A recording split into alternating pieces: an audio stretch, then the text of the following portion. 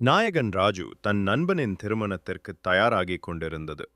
புது சட்டை, புது வேஷ்டி என போட்டுக்கொண்டு கண்ணாடியில் தன்னை பார்த்து சந்தோஷப்பட்டது. அவன் மனம் முழுவதும் ஆனந்தமாக இருந்தது. என்னுடைய நண்பனுக்கு இன்று திருமணம், சீக்கிரம் கிளம்ப வேண்டும் என்று மனதிற்குள் சொல்லிக் கொண்டான். ராஜு திருமண மண்டபத்திற்குள் நுழைந்தான். எங்கும் ஒரே கொண்டாட்டமும் மகிழ்ச்சியுமாக இருந்தது. நண்பர்களைச் சந்தித்தான். எல்லோருடனும் பேசினான்.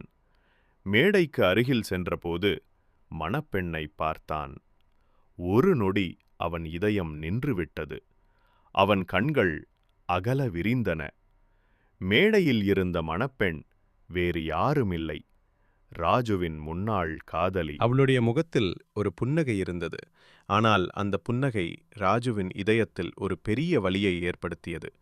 அவன் மனம் முழுவதும் துண்டு துண்டாக உடைந்தது. அவன் கால்கள் பின்னோக்கி நகர அந்த இடத்திலிருந்து மெதுவாக நகர்ந்து வெளியேறினான். துக்கம் தாங்காமல் ராஜு ஒரு சிறிய ரோஜா கடையைத் திறந்தான். அவன் காதலில் தோற்றிருக்கலாம், ஆனால் அவனுடைய ரோஜாக்கள் மற்றவர்களின் காதலுக்கு உதவ வேண்டும் என்று விரும்பினான். ஒவ்வொரு ரோஜாவையும் அவன் கொடுக்கும்போது அது அவனுடைய வலியை குறைப்பது போல் உணர்ந்தான். இப்போது ராஜுவின் ரோஜாக்கள் பல காதல்களுக்கு பாலமாக இருக்கின்றன.